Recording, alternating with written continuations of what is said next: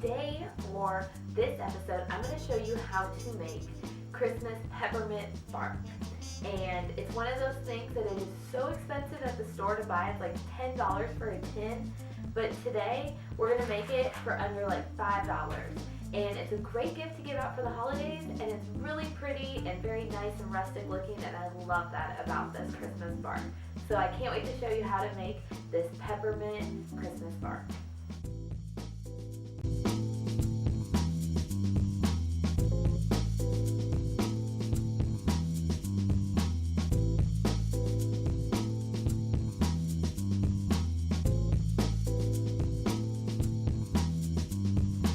Started for our Christmas peppermint bark, we're going to need just a regular saucepan, and I filled it up with water, and I have it about an inch to inch and a half full inside. And you're going to need a glass bowl that works well with heat, and just put this on top. And what we're going to do is this is how we're going to melt the chocolate. And so I'm going to turn on my stove, and I'm going to have it at a medium heat. We want this to boil down here, and then with that, from it boiling, the heat then is going to help melt the chocolate that we've placed in this glass bowl. If you really want to take the easy route, go ahead, put one of these in a microwave safe container and do it for 1 minute, stir, do it another minute, stir, and probably you're going to need about 3, 4, or 5 minutes before it's completely melted. But with that, you want to make sure you don't melt it too much, because then the chocolate will get hard and it won't be nice and soft. So just be careful. So I'm going to start with I got milk chocolate, and I have 12 ounces of both of the chocolate, and I'm just going to put it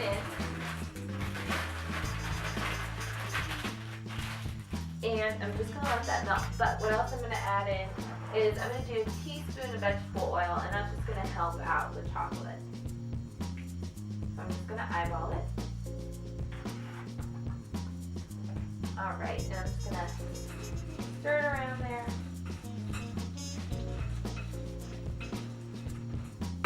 Alright, now doing the chocolate this way, you'll just need to have a little bit of patience, and you just want to stir it a little bit because you don't want it to burn at the bottom. But most likely, it's only if you leave it for like 15 minutes that it's really going to burn at the bottom.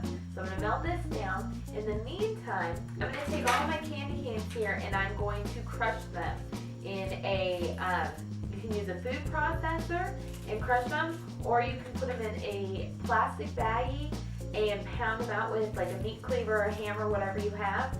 So I'm going to get to doing that real quick. So our chocolate is melted. It's very nice and pretty, and I've already panned it out in a Ziploc bag, the peppermint.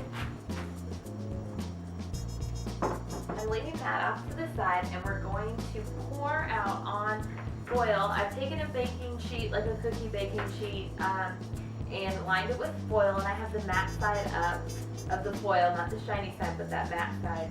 And we're going to pour the chocolate down first on that, and then I'm going to stick it in the refrigerator and let it cool down, so then when we do the white chocolate, we can pour that over. It'll be a little bit of a faster process.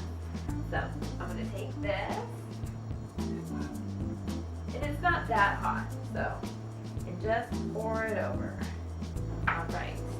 And then I'm going to take our white chocolate and put it on top here. And actually, with the white chocolate, I like to add in a little bit of peppermint extract. So I'm doing half a teaspoon of peppermint extract just to go in with the white chocolate chips to give it an extra flavor. And then over here, just going to spread out this chocolate nice and evenly. Alright, our white chocolate has now melted down, and so all I'm going to do now is I'm going to take it, set it over here for a second, turn off your stove, you won't be needing that anymore, and next what we're going to do is pour it on top of the milk chocolate. You want to do that just fast. Alright. then with the white chocolate, you want to spread it out evenly just over the milk chocolate. You can use dark chocolate if you like to. I just like milk chocolate. Alright, so now that it's all out, spread out evenly. Now some of the milk chocolate is starting to melt, so I like to just go back through and just kind of make swirls with it. Just makes it more homemade looking. All done with the chocolate, so you can see there's some swirls in there. Next, what I have is the candy canes that I crushed out in a Ziploc bag. You can use your food processor, but a food processor is going to turn it more powdery than the like little flakes that you want, or the crumbs. So next, what you would do is just sprinkle it all over, and I like to sprinkle it heavy on top.